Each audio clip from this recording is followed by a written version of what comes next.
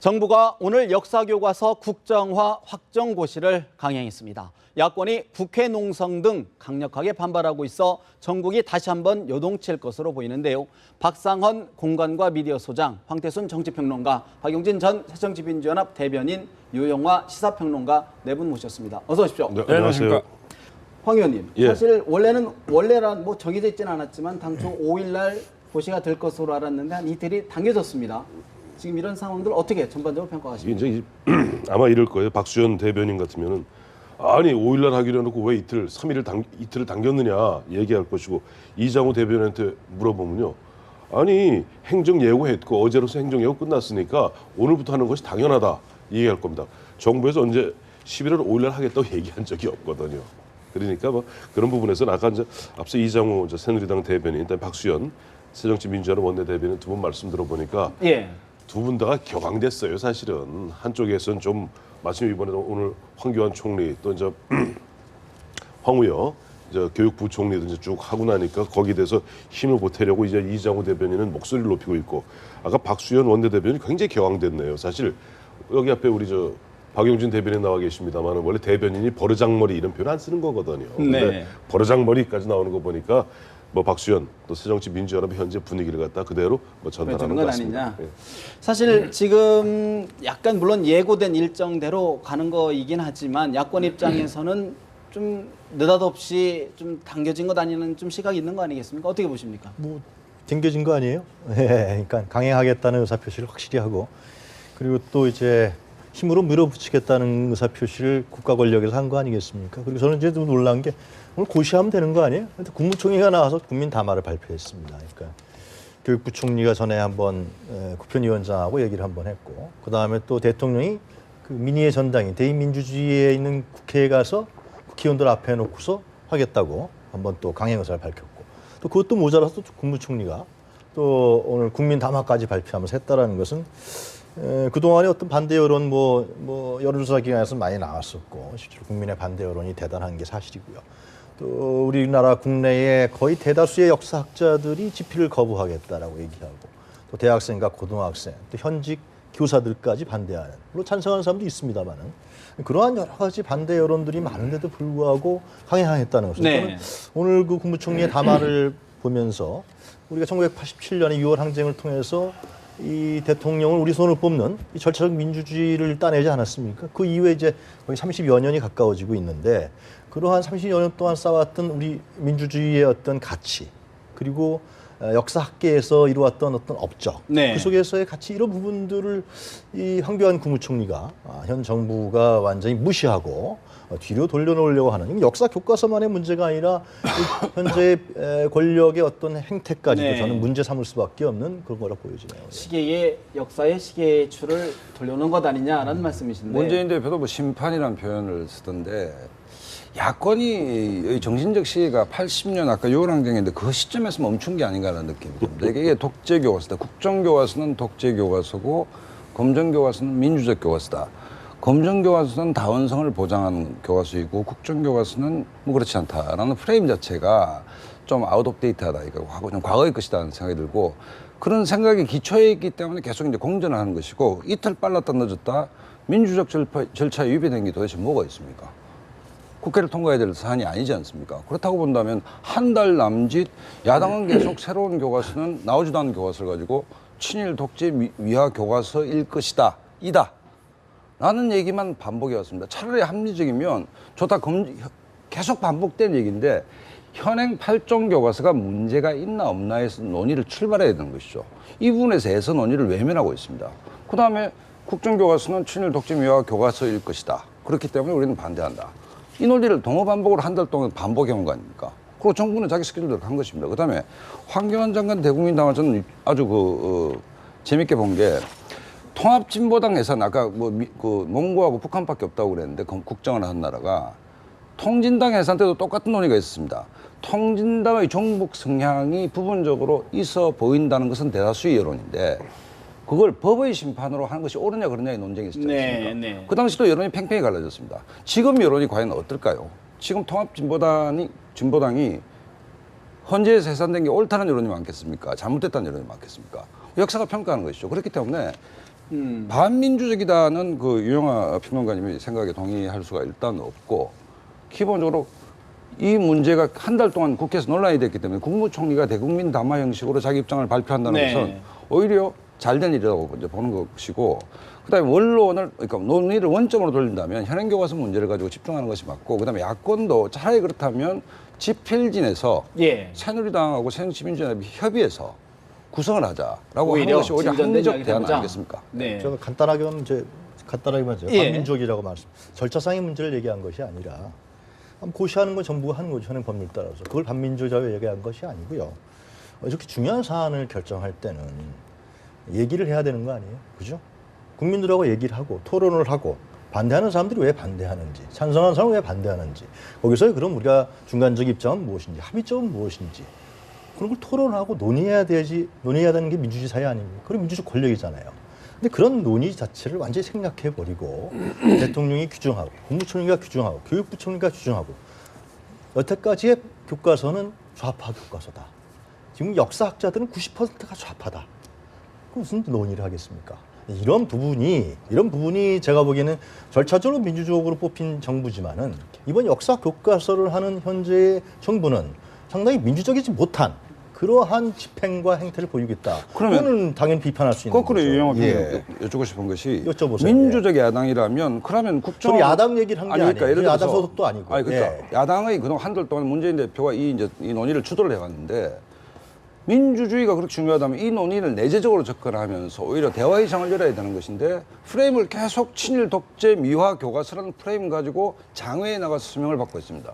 국회 내에서 얼마나 시민사회든 뭐 역사학자든 공론의 장을 만들어서 정부가 좀 시간을 주고 충분한 논의의 시간을 확보하자라고 대안 제시를 했다면 설득력이 있겠죠. 그렇지만 지금까지 국민들이 들었던 얘기는 새로 나올 교과서, 태어나지도 않는 교과서가 친일 독재 미화 교과서라는 프레임 속에서 계속 끌고 가기 네. 때문에 더 이상 대화가 불가능한 거 아니겠습니까?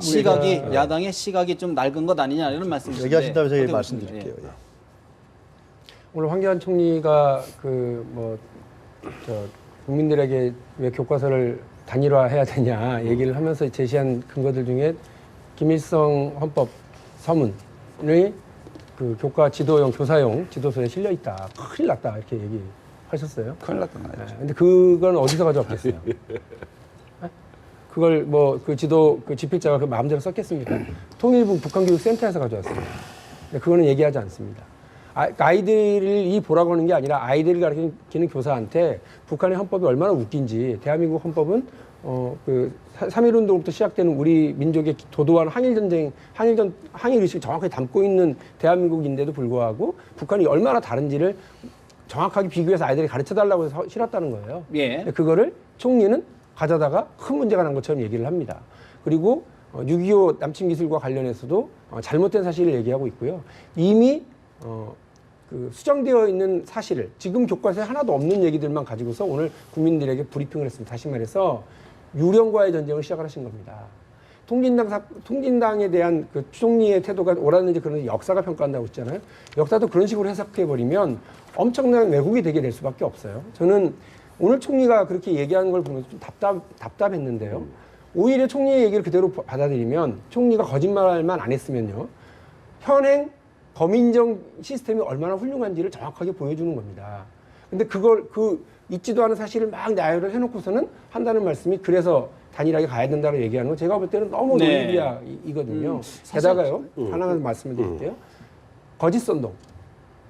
주체사상을 아이들이 배우고 있다는 거짓선동. 유관순 여사가 교과서에 없다라고 하는 거짓선동이 첫 번째, 이 정부가 이번 국정교과서를 밀어붙이면서 했었던 거고요. 두 번째로 꼼수를 동원했습니다. 편법 TF 만들어가지고 그걸 진행을 했잖아요. 잘했다 콘소리 치면서 국회의원이 좀 보자고 그러니까 꽁꽁 숨어서 진행을 했고요. 세 번째로 국회무실은 유만무동이죠. 예비비 44억 편성해놓고 그 상세 내역을 내라고 그러니까 그거 우리 권한인데 안 줘도 된다라고 얘기를 해요. 그럼 국회에 한 번도 보고한 적이 없다고 거짓말을 해요. 경제부총리가 하고 총리라는 사람들이 있었잖아요. 그런 적이 있었고 예비비 편성이라고 하는 긴급한 일이 벌어지니까 그 내역을 상세하게 제출하지 못할 경우가 있으니 네. 네. 그 다음에 보고하라라고 되어 있는 거지.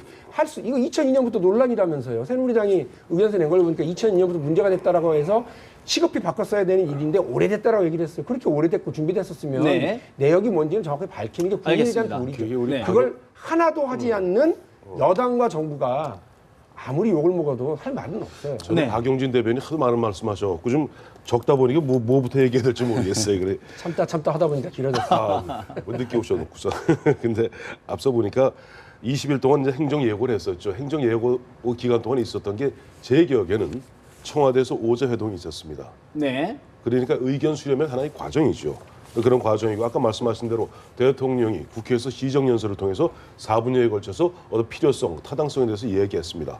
그리고 지금 그런 행정 예고를 하는 가운데 확정고시하는 것은 앞서 말씀 뭐 두 분 다 뭐 세 분 다 인정하셨습니다만은 그런 뭐 정상적인 행정 절차라고 보고 아까 뭐 보니까 우리 보면 그런 얘기들 많이 해요. 야당 쪽이나 이쪽에서 이제 조금 진보 쪽에서는 아니 전 세계에서 말이지 몽골하고 어디 뭐 북한하고 빼놓고 제가 보니까 전 세계에서 핵 가진 그리고 노동당 규역에 적화하겠다는 야욕을 갖다 포기하지 아니한 그야말로 한 동족이 불과 65년 전에 보면은 죽고 해서 540만에 지금 죽거나 다친 사람이 있는 그런 나라에서 지금 사실상 우리 생존의 문제입니다. 네. 생존의 문제에 걸려 있는 그런 가운데 그런 나라가 과연 그 우리나라 말고 어디 있나요? 네. 저는 그게 궁금하고 그다음에 또 여기 또 있죠. 하도 많이 그렇죠. 여기 있군요. 아까 황교안 총리 말씀하셨는데 저는 오늘 황교안 총리 한 15분간에 걸친 오늘 봄 대국민 담화를 보면서 이게 바로 정부의 정당한 자세다. 왜냐니까 제가 아마 기억하실 겁니다. 우리 박용진 대변인 같은 경우 저하고 이제 많이 보면 이제 나와서 이야기들 하고 하니까 제가 처음부터 국정 교과서 문제에 대해서 좀 뜨악하게 생각했어요. 교과서 자체. 다음 문제는 이 현행 교과서에 문제가 있다는 부분에 대해서는 지난번에 청와대 오자 회동에서도 그거는 문재인 대표나 이종걸 원내대표도 그건 인정한 부분입니다. 자, 이런 부분에 있어서 네. 문제가 있다면 과연 그 대안이 그러면 세 가지가 있다. 국정, 검정, 검인정이죠. 자유 발행자 있다. 예를 들어 황우여 부총리 같은 경우는 자유 발행자가 옳다고 제 개인적 소신이라는 거 아니에요? 궁극적으로는 그렇게 가는 게 좋다. 저도 그런데 오늘 저도 사실 혼란스러운데 오늘 황교안 총리의 얘기를 들으면 딱 정리가 됐어요. 한마디로 좀 정리해 주십시오. 어떻게 정리가 됐습니까? 딱 어떻게 정리되니까 현재 검정 교과서는 이건 아주 진짜 딱 사실상 한 종에 편향된 교과서일 뿐이고 네. 현재 검정 제도로는 현재 고칠 수가 없다. 그렇기 때문에 지금 부득이 보면 이른바 지금 보수 쪽에서 이야기하는 긴급 피난 이론입니다. 알겠습니다. 이렇게 되었을 자, 때는 지금, 현재는 일단 국정화를 통해서 비뚤어진 부분을 바로 잡을 수밖에 없다. 사실 국정화 역사교과서의 국정화에 옳으냐 그르냐를 사실 또 논의하기 시작하면 이게 답이 없는 이야기고요. 예, 그렇습니다. 사실은 이제 예. 정부가 국정화를 고시했습니다. 하겠다는 입장을 법적으로 분명히 한 거거든요.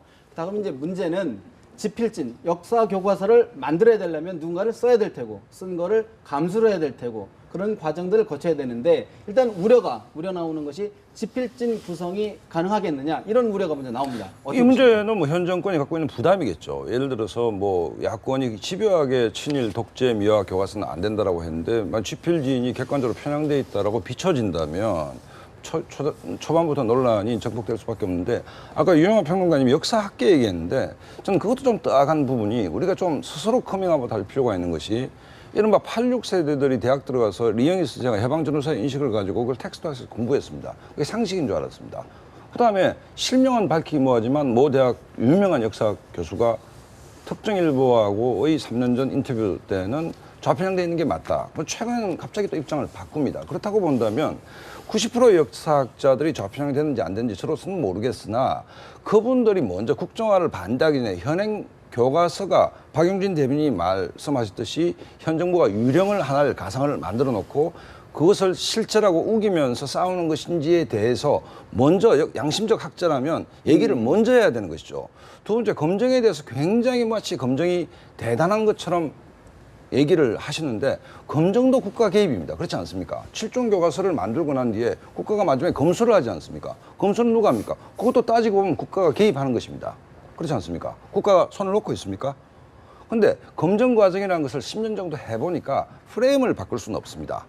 단어, 어휘 이런 것을 바꾸는 것이고 그것도 권고하고 안 되면 또 법원에 소송을 합니다. 네. 그렇기 때문에 현재 검인정 체제를 한 10년 해보니까 이것이 다양성을 담보하는 게 아니고 오히려 획일성을 담보하는 것이고 그다음에 검증이라는 게 작동이 잘 안 되더라는 겁니다. 그러면 다양성이라는 것이 자유민주주의라는 보편적 가치 위에서의 다양성인 것이지 그다음에 민주화라는 위대한 역사도 산업화를 기반으로 하고 있는 것이고 네. 산업화라는 것은 국민의 피와 땀과 눈물과 리더십에 의해서 기적 같은 일이라는 기본적으로 보편타당한 기둥 위에서 그 다양성이 우리가 이 담보가 되는 논의 것이지. 과정에서도 나오는데 네. 제가 다시 질문을 드릴게요. 유평관님. 예. 사실 여권에서 정부 여당 얘기하는 거는 한번 논의의 틀을 크게 해서 검정이든 국정하든 예를 들어 다양한 역사학자들이 와서 논의를 다양하게 해서 한번 역사책도 만들어 볼 수 있는 것 아니냐라는 질문인데. 그런데 예. 그렇게 해야죠. 예를 들면 진짜 현재 7종 교과서가 문제가 있다 그러면은 그렇게 하는 게 맞죠. 근데 어떻게 했습니까? 예단했잖아요, 미리. 뭐 저는 야당의 그 뭐 친일하고 뭐 독재 얘기했던 부분이 뭐 구체적으로 어떻게 나왔는지 잘 모르겠는데 이미 정부에서 예단하지 않았습니까? 현재 어떤 역사학자는 예단을? 예? 90%가 좌파라 그러고 현재 교과서는 현재 교과서는 좌편향에 쓰여진 교과서라고 그랬고 또 오늘 황교안 총리는 뭐라고 했냐면 쓴 사람이 계속 쓴다고 그랬어요. 그렇죠? 그 사람들 지필진의 90%가 예. 그러면 그 사람들 보따리 장사입니까? 그 사람들 지금 다 평생을 역사학을 연구하고 교육학을 연구했고 대학 강단에서 하는 사람들이고요. 그리고 교과서를 여태까지 써오면서 다 검증받은 사람들입니다. 예. 그리고 현재의 역사 교과서에 실려 있는 부분들이 다 학계의 검증을 통해서 그리고 연구를 통해서 만들어낸 하나의 성과물이에요. 제가 아까 87년 민주화를 얘기했지만 그 이후에 벌어진 우리의 공동체 성과물입니다. 이것이 다. 근데 이것을 이미 정부가 예단했잖아요. 이건 좌편향이야. 이건 나쁜 놈들이야. 네. 예? 그러니까 우리 올바른 교과서 만들어야 돼. 이렇게 예단을 하고 프레임을 제시하는 사람들이 바로 정부입니다. 그러면은 그런 상황에서 어느 역사학자가 어느 양심적인 학자가 정부가 만드는 기구와 구성에 들어가서 역사 교과서를 쓰겠습니까? 이미 예단하지 않았습니까? 그러면 대통령까지 예단을 했어요. 그러면 어떻게 쓰겠습니까? 당연하죠. 그 반대로 쓰겠죠.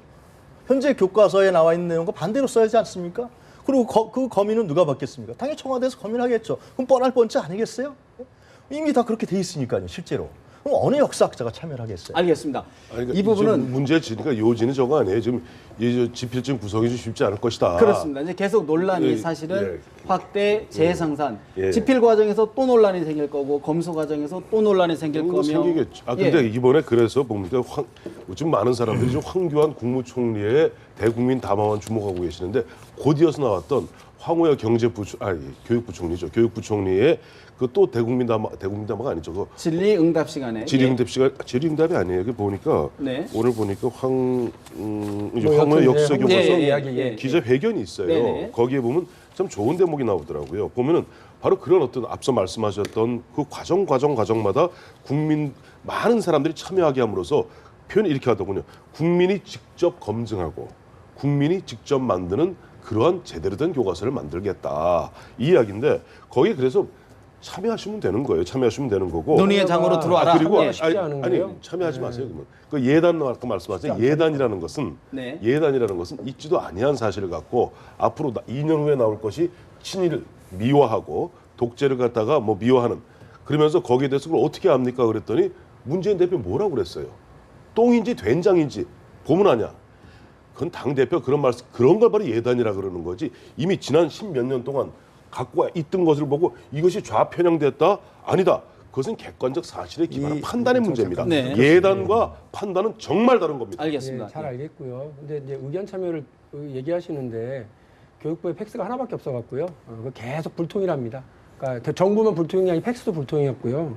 또 하나는 그 대한민국 전 세계에서 이런 국정교과서 쓰는 나라 몇 개국 없다 얘기했더니 전 세계적으로 분단되어 있고 이런 북한 집단이 북핵 갖고 있는 가지고 있는 갖고 집단이 이렇게 있는 건 뭐 우리밖에 없다 이렇게 그런 논리로 얘기하시는데 전 세계적으로 쑥과 마늘을 먹은 곰이 우리 조상이라고 하는 설화를 가진 것도 우리밖에 없어요. 그러니까 자꾸 그런 식으로만 하니까 보편적인 얘기를 못 가는 거라고 저는 봐요. 그리고 또 하나는 아니죠. 유신, 이게 보편적 그러니까 얘기죠. 심지어는 유신의 논리도 그렇게 출발을 했죠. 심지어는 요즘은 무슨 이게 법률 용어인지 모르겠는데 긴급 피난 얘기하셨는데요. 네. 그래서 긴급 조치 얘기했죠. 예전에 유신 때. 그러니까 자꾸 이렇게 특수 상황으로만 자꾸 몰고 가면 우리가 보편적 상황을 이해하지 못하게 되기 때문에 답답해 네. 하거든요. 그러니까 제가 드리고 싶은 말씀은 뭐냐면 현행 교과서가 문제가 있냐? 있습니다. 좌편향이라서 문제가 아니라요. 팩트의 문제라든지 뭐가 있어서 800 몇십 개를 현 정부가 검정을 통해서 수정 좀 해주세요 이야기를 했어요. 그래서 40 몇 개를 빼고 다 바꿨습니다. 나머지 40 몇 개는요. 41개. 이 40 몇 개가 41개. 네, 41개. 예, 숫자를 정확하게. 이 경우에는 대한민국이 이제 유지하고 있는 법치국가 체제, 그다음에 자유민주 체제가 너무 참 자랑스럽잖아요. 의견이 서로 다르면 어떻게 해요? 법에게 심판을 묻습니다. 근데 그렇게 간다고 정부가 때를 써요. 황교안 국무총리는 평생 동안 법을 공부하고 법을 집행하던 양반이 법에 물었다고 그래가지고 이래가지고 우리가 무력화되고 있다고 그러면서 그래서 하나의 교과서로 가야 된다라고 하는 마치 하나의 사상으로 유일사상 체제를 만들려고 하는 북한하고 똑같은 논리로 이렇게 가고 있어요. 그러니까 그렇게 가면 보편적인 인식, 다양한 인식 이렇게 설 수 있는 자리가 자꾸 없어지잖아요. 그러니까 네. 저는 정부가 거민정 체제의 우수성을 스스로 알면서도 그거에 대해서 스스로 부정을 하고 괴팍한 논리로 지금 가고 있다라고 하는 거 첫 번째. 그다음에 두 번째로는 아까도 제가 말씀드린 것처럼 이 과정에서 온갖 꼼수와 거짓말과 있지도 않은 사실을 계속 국민들에게 반복적으로 나열하고 있는 것 자체가 스스로 떳떳하지 못한 것 논의를 같아요. 막고 있다. 아니, 그러니까 이게 이것만 잘 되면 그것만 잘 되면 예. 사실은 그것만 잘 우리 되면 박 소장님 논의가 좀 합리적으로 갈 수 있을 답변 텐데. 듣고 국정교과서 논란은 여기서 마무리하고. 예. 교과서 내용을 그러니까 구조가 그러니까 검정 체제라는 것은 검인정 체제라는 것은 기본적으로 뭐 단어를 바꾸든지 어휘를 바꾸든지 조금 문맥을 바꾸는 것인데 이 구조 자체가 대한민국의 건국, 산업화, 민주화의 과정이라는 것이 영광과 성취의 과정에 됐다는 기조. 그러니까 이승만이 독재했다는 걸 비판하지 말라는 얘기가 아닙니다. 박정희 대통령의 유신을 무조건 100% 찬양하는 얘기가 아닙니다. 이 흐름 자체 대한민국의 건국 과정에 대해서 기본적으로 잘못된 기울어진 형태의 구조물을 만들어 놓고 검증 과정에 그 안에 인테리어, 이 가구 문제, 그다음에 뭐 이 문제를 바꾸자 수정한다는 것이 근본적으로 불가능하다는 것들을 이제 역사학자들도 인정한 분들이 있지 않습니까? 구조적으로 문제가 있다. 그다음에 아까 다양성 말씀하셨는데 다양성이라는 것은 해방전국 3년 동안 치열한 좌우 이념 대결이 있었습니다. 공산주의를 채택한 북쪽은 지금의 모습이 됐던 것이고 자유민주주의를 택한 우리는 오늘의 모습이 됐던 것입니다. 그러면 자유민주주의란 보편가치, 특정 정치인, 만약에 2017년도 교과서가 나올 텐데 친일과 독재를 미화했을 때 그때 새누리당이 대선에 승리할 수 있겠습니까? 네. 그다음에 대통령도 국회에서 그런 일은 없을 것이라고 얘기했지 않습니까? 그렇다고 본다면 참여해서 그걸 뭐 감시를 하든지 하는 것이 옳은 것이고 검인정 체제가 굉장히 다양화되고 뭐 선진화됐다라고 볼 수 있는 근거는 현재 10년간의 검정 체제를 본다면 그건 좀 문제가 있는 논리다 이런 생각이 듭니다. 예, 사실 우리 이 논란을 지금 우리 여기서 결정질 수는 없고요. 합의로 볼 수도 없는 부분인데 결국 시청자, 국민들이 판단할 몫인데 시청자들, 국민들 입장에서는 결국은 민생 문제가 또 걱정입니다. 사실 지금 국회가 당장 예산 국회가 스톱돼 있고 각종 현안들이 지금 스톱돼 있는 거 아니겠습니까? 뭐가 옳고 그름을 떠나서 여야당이 지금 국회 보이콧을 하고 있습니다. 어떻게 보십니까? 아니 이 상황까지 이제 여당이 몰고 가고 있는데 야당이 아무런 반발을 안 한다면 전 야당 아니라고 봐요. 당연히 해야 될 목소리를 내고 있는 거예요. 왜냐하면 이 중요한 문제잖아요. 이 중요한 문제를 정부가 그야말로 요식 절차로만 알고요. 그냥 일방 독주를 하고 있는 건 맞거든요. 그러니까 제가 아는 뭐 우리 박 소장님이나 황 선배님이나 다 기본적으로 합리적인 인식들을 하고 있기 때문에 어쨌든 정부가 지금 상황에서 하고 싶은 일이 있는 건 분명한데 이거를 지나치게 꼼수로 가고 있는 것도 분명합니다. 예. 근데 야당이 여기에 대해서 제지할 수 있는 방법이라고 하는 게 어디다 쓸 거냐 예산도 좀 보자. 이것도 안 내놔요. 그리고 이제 법을 바꾸는 일도 아니기 때문에 야당으로서는 사실은 다른 역할이 없고 그 반대 여론의 최대 진원지가 어디냐면 역사학계거든요. 이 역사학계 학자들이 지필 거부 투쟁이라든지 이런 것들을 쭉 통해 가지고 잘못된 정부의 어떤 욕심을 바로잡아줄 것은 기대하고 있습니다만 정치권의 그 역사학계가 시민사회의 역사학계가 정치권이 기대하고 있는 적어도 이 사안에 대한 정치적인 반대의 의미는 좀 명확하게 박아라라고 하는 건 분명합니다. 근데 다만 야당이 그동안 뭐 아까 잠깐 박수현 원내대변인이 얘기했습니다만 다른 민생 법안, 다른 사안과 관련해서 그러면 계속 거부만 해왔느냐 그렇지 않아요. 30개 요청한 사안에 대해서 뭐 벌써 20몇 개를 다 처리를 했고요. 나머지 이제 6, 7개 정도의 법안이 있는데 서비스산업기본발전법에 뭐 국제 의료 뭐 서비스 지원법이라든지 이런 법안들과 관광진흥법도 그렇고요. 이런 법안을 야당이 아무리 보고 저렇게 뜯어봐도 이게 도무지 이게 우리 서민들의 삶만 망치지, 기업들만 좋지, 대기업만 좋지, 좋은 게 없거든요. 근데 대통령으로부터 이와 관련해서 솔직한 이야기와 왜 필요한지에 대한 얘기를 들어본 적이 없고, 다만 담화문을 통해서 3년 동안 계속 반복적으로 발목 잡지 마세요, 발목 잡지 마세요, 이런 얘기만 들은 거예요. 야당은 투트랙으로 갈 겁니다. 한다. 분명히 갈 거고요. 네. 그럴 수밖에 없고요. 우리 박용진 대변인 말씀대로 보면 지금 야당이 서비스산업 발전 기본법이라든가 세개 법안은 그건 안 된다. 그건 뭐냐니까 철학의 문제가 있기 그렇죠. 때문에 철학의 문제 마찬가지예요. 그러니까 지금 정부 여당에서도 철학의 문제가 있기 때문에 각자의 철학과 이 철학은 기본적으로 정체성과도 직결되는 문제거든요. 그러니까 또 정부 여당에서는 야당 입장에서 이게 너무 뭘 밀어붙이는 거 아니냐. 뭐 아까 보니까 문재인 대표라든가 박수현 전 원내대표 굉장히 격앙돼 있는데 그거는 바로 서비스산업 발전 기본법에서 느끼는 아마 박근혜 대통령이나 정부 여당의 사람들의 느낌이나 지금 보면 야당이 겪고 있는 느낌은 비슷할 거라고 서로의 보고 벽을 마주하고 있다는 거고요. 그런데 이제 보면은 과연 그러면 야당이 뭐 어떻게 하겠어요? 저는 그 말에 동의하는 게 야당 입장에서 그럼 여기 있을 때 가만히 있으면 그건 야당도 아니죠. 뭔가 뭐 강한 목소리를 내고 예전에 2005년입니다만은 당시에 야당이었던 한나라당은 사학법 개정 때 그 당시 박근혜 대표는 밖으로 튀어나가서 53일 동안 이른바 풍찬 노숙 무릅쓰고 장외투쟁을 했었죠. 근데 지금 사실은 그러기에는 야당이 좀 부담스러운 게 있어요. 보이콧하기 쉽지 않을 것 같아요. 뭐가 부담스럽습니까? 아니 당장 보면요. 지금 현역 의원들 입장에서는 내년 총선 아닙니까? 총선에 뭔가 가시적인 내가 이렇게 했다.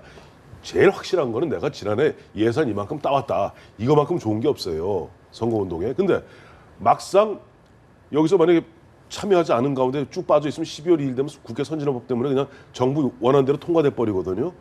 그건 여당은요.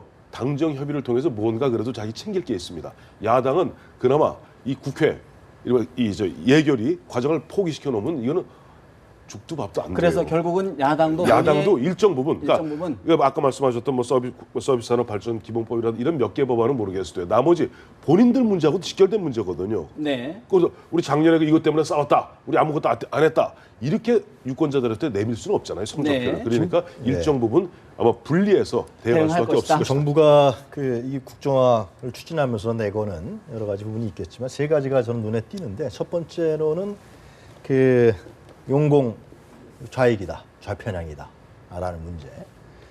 그리고 두 번째로 들 수 있는 것은 이제 야당이 발목 잡는 예.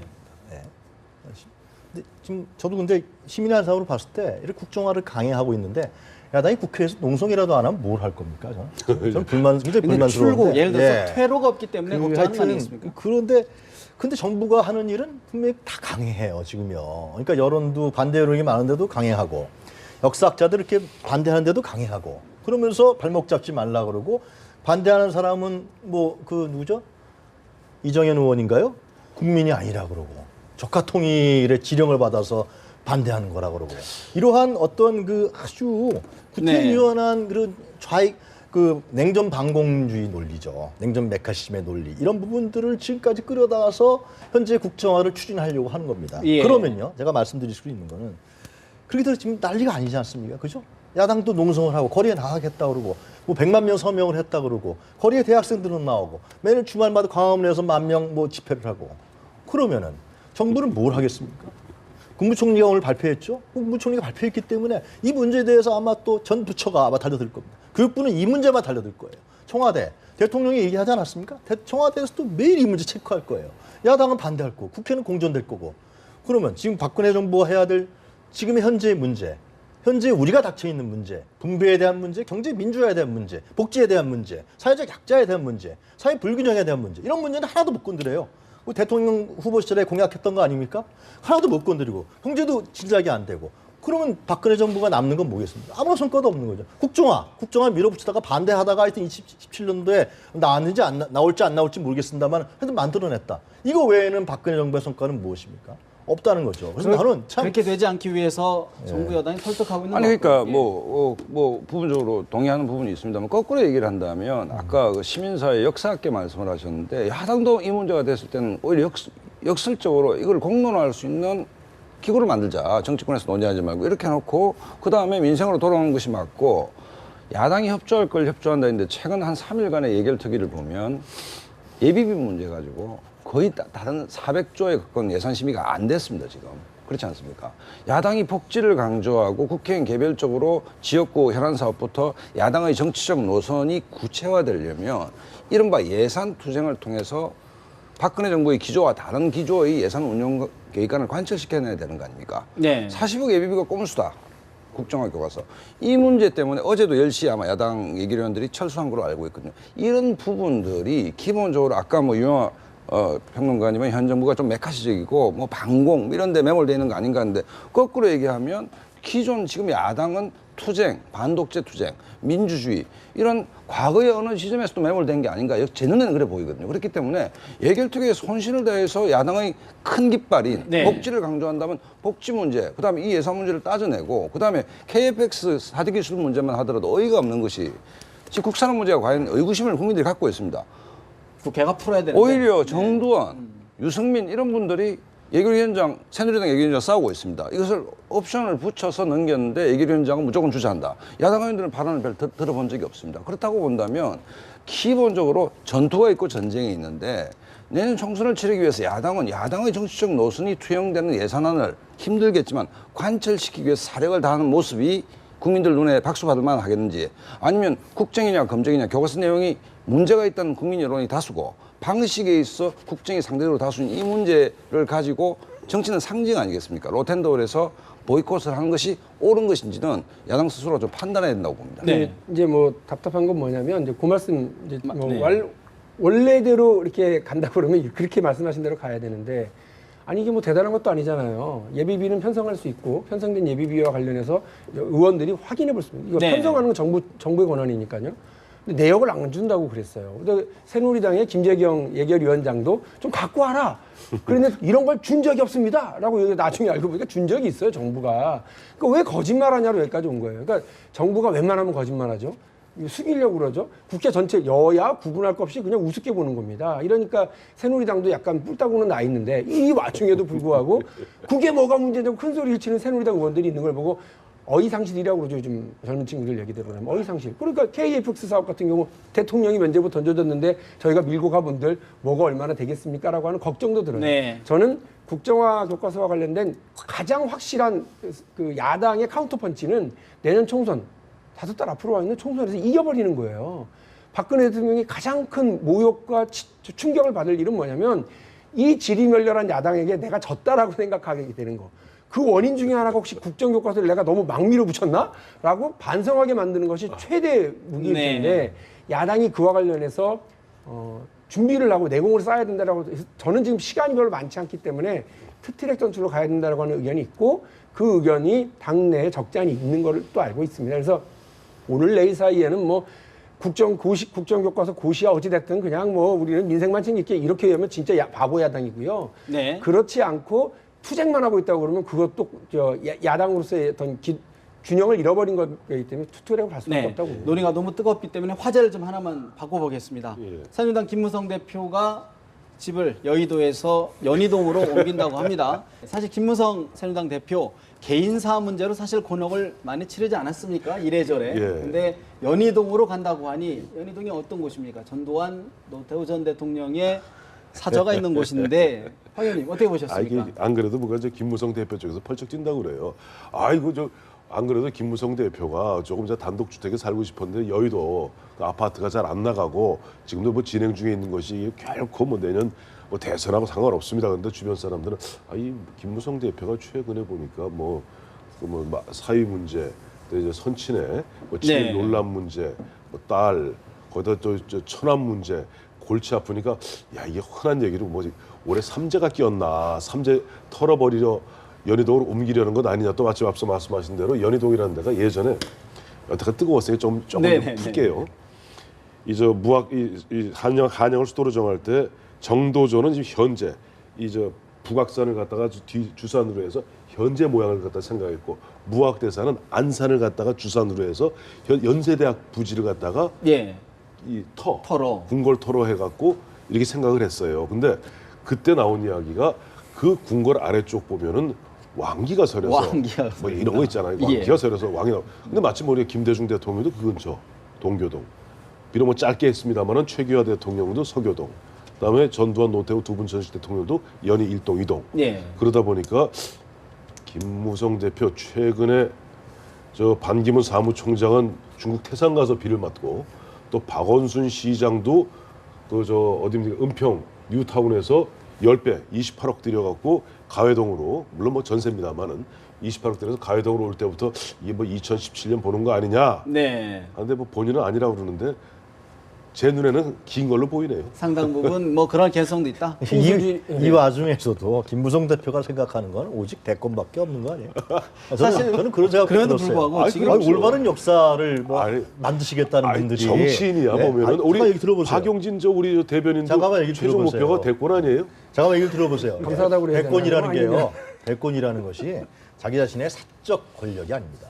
대권은 국민이 그 권력을 위임해 주는 거예요. 당연하죠. 얘기 들어보세요, 그러니까. 당연하다니까요. 그러니까 이 와중에도 이렇게 역사와의 전쟁이 벌어지고 예? 난리가 나는 와중에서 자기가 연희동으로 옮긴다. 연희동으로 옮기면 터가 좋다고 말씀하신 거 아닙니까 지금? 예. 그건 제 얘기고요. 그건 김무성 글쎄요. 대표가 한 얘기가 하여튼 아니죠.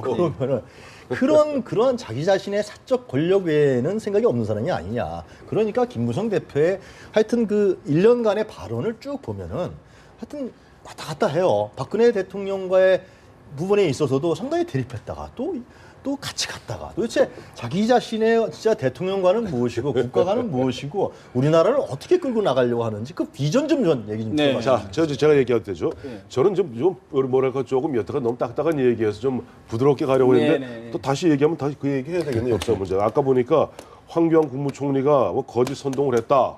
다음에 아까 황우여 부총리의 타스크 포스가 뭐 문제가 있다.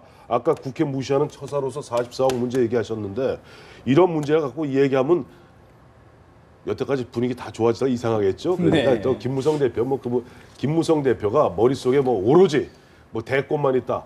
그분 머리를 갖다 누가 해보아 봤습니까? 근데 이상한 대권만 있는지 이 부분에서 교과서 문제도 있고 국정화 대권이 있는지. 문제에 대해서 김무성 대표 입장은 뭐 일부 언론에서 박근혜 대통령하고 뭐 그러니까 조율하기 위해서 어느 정도 뭐 박근혜 대통령의 어떤 철학에 쫓아가는 모양새가 아니냐 정치공학적 코드를 판단에 맞추는 거 아니냐? 그건 좀 아니다는 것이 이 문제는 뭐 반대하는 사람도 있고 찬성하는 사람도 있겠지만 정치인 김무성의 어떤 그 가치지향이라고 저는 봅니다. 왜냐하면 19대 국회 들어와서 제일 처음 한 게 교과서 포럼이거든요. 그렇기 때문에 교과서 문제를 가지고 박근혜 대통령과 그 김무성 대표의 싱크로율이 높은 문제는 가치와 가치가 일치하는 부분이기 때문에 그 문제를 뭐 지나치게 정치공학적으로 대통령의 코드를 맞추기 위해서 한다 뭐 그렇게 볼 수는 없는 것 같고 연희동으로 가겠다 안 가겠다 이 문제는 제가 뭐 어떻게 판단할 수 있는 문제는 아니고 그다음에 하나 이제 말씀드리고 싶은 것은 아까 뭐 황태순 우리 위원님이 재밌는 얘기했는데 반풍수 지방 망친다 풍수를 보려면 제대로 봤으면 좋겠다 뭐 이런 생각 듭니다. 이게 김무성 대표 역사 교과서 관련해서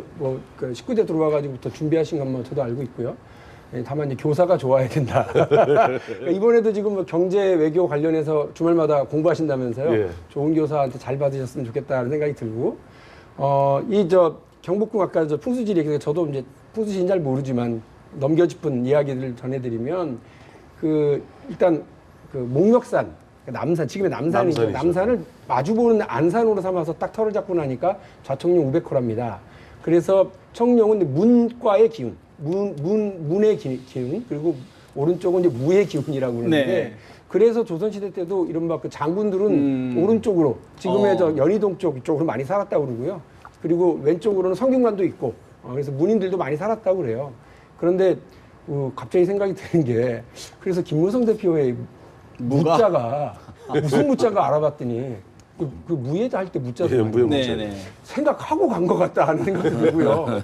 그래서 약간 걱정스러운 면이 없지 않아 있습니다만 중요한 건 민심이지 풍수지리가 아닌 거라고 생각을 합니다. 그런 면에서 김무성 대표의 참 지금 대권 지지 후보 지지율이 지금 상당 예, 오랫동안 지금 1위를 가고 있지 않습니까? 사실은 여러 가지 아까 우리 유영화 평론가님께서 말씀해 준 것처럼 뭐 여러 가지 논란도 있었고 또 여러 가지 뭐 개인사적인 부분도 있었는데 이건 어떻게 좀 분석해야 될까요? 저는 그러니까 유영하 평론가님 아까 대통령한테 유영하 얘기 많이 나오고. 예, 대통령이 되려고 하는 사람이 뭐 어떨 때는 이랬다가 또 꼬리 내렸다가 어떤 자기 생각이 뭔지를 모르겠다. 물론 뭐 대통령이 되고자 한다면 자기 생각이 정리돼 있어야 되는 것이죠. 근데 이제 전체적으로 보면 보수 지지층과 이제 진보 지지층, 좌우 지지층으로 나눈다면 우파 진영 같은 경우에는 굉장히 분열을 좀 싫어하는 성격이 있다. 이게 대통령과 당 대표가 부딪혔을 때 전체적으로 좀 하락하는 경향이 있다는 거. 그러니까 유승민 원내대표가 헌법 1조이라고 하면서 과만 꽉 찔렀을 때 폭발적으로 지지도가 비약을 했거든요. 그게 유지되지 않습니다. 그 얘기는 무슨 얘기냐면 그 지지도 안에는 이른바 중도 내지 야권 지지층이 상당히 섞여 있다. 박근혜한테 우리는 매일 졌는데 새누리당 내에서 누군가 불현듯이 등장해서 각을 제대로 잡구나. 하지만 그게 과연 여권에서 차기를 노리면서 가야 될 필요 충분 조건인가? 그러니까 필요 조건이 있어야 충분 조건이 있어야 완성되는 거 아니겠습니까? 그러니까 기본적으로 일단 그 분열을 싫어한다는 것이 하나 있는 것 같고 또 하나는 국정화 문제를 가지고 정치적으로만 계산을 해본다면 기본적으로 새누리당 핵심 지지층으로부터 좀 안정감을 주는 거 아니냐 뭐 이런 측면에서 최근에 뭐 오차범위 내지만 네. 상승 무드를 하는 계속 것은 유지하는. 기본적으로 보수 지지층이 갖고 있는 어떤 성향, 지지 성향과 좀 관련이 있다. 기본적으로 봅니다. 기본 지지층을 받고 있다 이런 현재 분석인데 여론조사는 이제 아무래도 지금 분석하신 대로 보수층의 지지를 받는 거라고 생각이 들고 저는 이제 왜 실망스러우냐면은 여당 대표 아닙니까?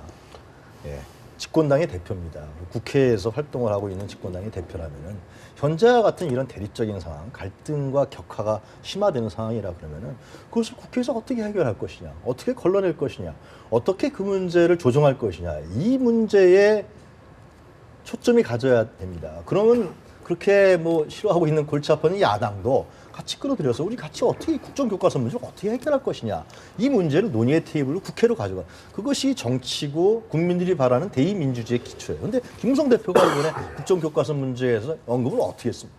오히려 박근혜 대통령보다 더 나가서 90% 역사학자가 좌익이라고 그러고 그 외에도 또 현재 여당 지도부들 뭐 서청원 최고위원은 뭐 수사까지 해야 된다고 네. 하지 않습니까? 적화 통일 얘기하고 이러한 양태들 속에서 과연 정치가 이루어질 국정 운영이 제대로 되겠냐라는 겁니다. 그 가운데에 바로 핵심의 김무성 대표가 있다라는 거거든요.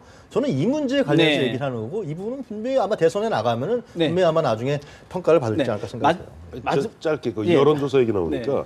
갑자기 사실은 이제 문재인 대표 굉장히 가슴 아파해야 될 부분이 하나 있어요. 갤럽 조사죠.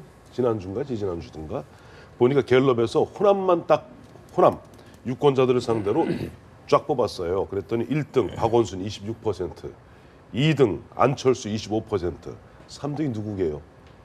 김무성입니다. 9%. 4등이 누굽니까? 문재인 대표 8%입니다. 자, 이것이 바로 지금 새정치민주연합 야당의 심장이라는 호남에서 바라보는 문재인 대표에 대한 평가입니다. 그 부분을 좀 짚어 넘어가야 될 것 같은데 사실 이제 비주류 계에서 사실은 또 책임론을 지금 얘기할 기세입니다. 뭐 민주당의 뭐 집권을 위한 모임에서 내려고 하다가 일단 덮은 모양인데 아울러서 마지막으로 손학규 전 대표까지 지금 꿈틀거리는 모양인데 어떻게 보십니까? 손학규 대표가 움직였다. 뭐 그거는 약간 이제 그야말로 정치부 기자들의 이야기라고 그냥 보시면 될 것 같아요. 손 대표가 외부 강연을 통해서 현안 문제를 언급한 건 사실은 이제 최근에 유일한 이제 사안이죠. 근데 그 현 정부가 그 처음에 기세와는 다르게 대북 문제를 제대로 못 풀고 있는 건 또 사실이에요. 그러니까 일본 정부를 향해서도 째려보고 있고 북한을 향해서도 째려보는 걸로 해결을 다 하려고 해서는 안 되는 거거든요. 그러니까 뭔가 능수능란이 필요한 거야말로 이제 외교가 바로 그런 건데 그 부분에서 지적을 한 거거든요. 근데 그거를 네. 정치 재개로 뭐 이렇게 해석하는 건 좀 과한 것 같고요. 네. 문재인 대표에 대한 이제 지적을 얘기해 주셨는데 문재인 대표만으로는 안 된다는 거 다 알고 있습니다. 하지만 문재인 대표 없이도 안 된다는 건 야당의 대부분의 사람들이 알고 있어요. 그래서 문재인 대표를 꺾으려고 하는 게 아니라 그러니까 문재인 대표라고 하는 이 회초리가 너무 얇으니까 여러 회초리를 한 단으로 묶으면 어떻게 됩니까? 그거는 뭐 박달나무보다 더 단단해서 못 부러뜨리거든요. 야권은 지금 회초리처럼 매서운 혁신을 해야 되고요.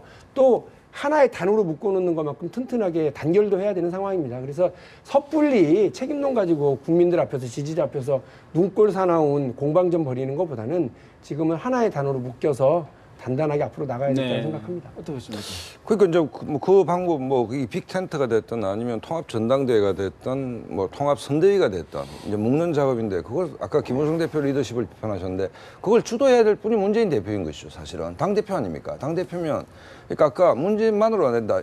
계속 비주류에서 질문을 하는 것이 이 상태로 뭐 대선까지는 안 가더라도 총선에서 승리할 수 있느냐, 승리까지는 안 가더라도 현상 유지가 가능한가에 대한 의문에 대해서 일단 혁신위로 대답을 했지 않습니까? 그거 가지고 안 된다라고 하면 이 문제를 끌어서 모으는 그 리더십이 문재인 대표의 정치력이 필요한 것이고 뭐 그것이 어떤 방식일지는 모르겠으나 근데 그 지점이 이제 아쉽다는 거죠. 문재인 대표가 정치 경험이 일천해서 그런지 모르겠지만 그걸 모아내는 힘들이 지금은 사실은 고인은 미필적 고인지 뭔지 모르겠습니다만 국정교과서 때문에 득을 보고 있는 것도 문재인 대표 사실 아닙니까? 하지만 이제 이 장면이 끝난다면 과연 문 대표가 어떤 리더십을 보여서 야권을 하나로 만들 수 있고 그 박용진 대표님 말했듯이 큰 조그만한 버들밖에 안 되지만 이걸 큰 몽둥이로 만들 수 있고 새누리당과 경쟁할 수 있느냐 이 문제는 전적으로 문재인 대표 리더십이 달려있다고 당내에서 봅니다. 재보궐선거 문제는 크게 논의가 안 된 거로 알고 있습니다만 거기서 우리는 교훈을 새정치민주연합은 분명히 받았다고 생각합니다. 그러니까 아무리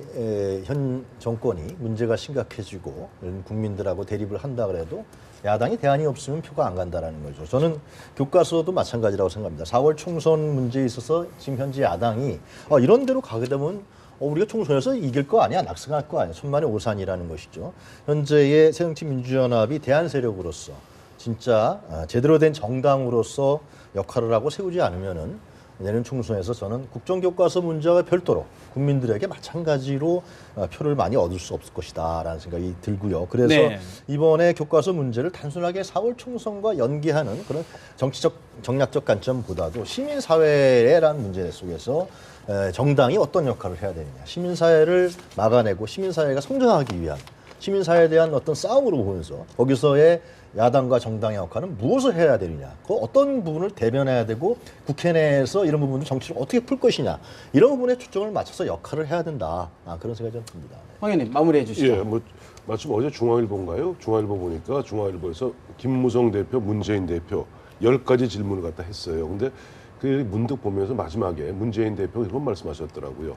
내년 4월 총선에서 이 국사 교과서에 한국사 교과서의 어떤 뭐 국정화 문제 이 부분을 주요 쟁점으로 삼겠다는 순간 저는 피식 웃었습니다. 많은 사실 좀 의식 있는 사람들이 이야기가 야당이 만약에 박근혜 대통령과 정부 여당이 미끼로 어떻게 보면 좀 뭐 툭 던져놓은 미끼를 갖다가 국정화 미끼를 물어서 이른바 그 문제를 놓고 드립다. 내년 총선에 싸우는 순간 우리 늘 야당이 하는 얘기 있죠. 대한민국의 정치정은 어떻다? 약간 기울어졌다. 그건 사실이거든요. 기울어져 있는 상태에서 이른바 보수대 결집하고 진보대를 결집하는 순간 보면 중도층이 쫙 쏠리게 되는 순간 보면 선거 결과는 문재인 대표한테 굉장히 불리한 결과가 나오게 되고 그렇게 됐을 경우는 앞서 두 분 말씀하셨던 국정교과서 문제를 갖다가 선거에 쟁점으로 올려놓는 순간 국정교과서를 갖다가 밀어붙이고 있는 정부 여당은 내년 총선을 통해서 더 힘을 얻게 될 그런 상황이 전개될 가능성이 크다. 그러니까 그 부분은 아까 앞서 우리 박상원 우리 소장 말씀하신 대로 이 문제는 이 문제대로 가고 그다음에 그 걱정되면 참여하는 가운데 정말로 보면 친일 교과서를 만드는지 아니면 독재를 미화하는 교과서를 만드는지 그 중간중간에 계속 스크린하면서 감시 감독하면 될 것이다. 죄송합니다만 야당이 문제 제기를 안 해도요. 교과서 문제는 내년 총선의 쟁점이 될 거예요. 알겠습니다. 사실 교과서 국정화 문제가 역사는 사라지고 정쟁만 남는 것 아니냐는 국민들의 우려가 적지 않습니다. 정치권, 정부 여당 모두 국민을 바라봤으면 좋겠습니다. 오늘 대담 여기서 줄이겠습니다. 고맙습니다.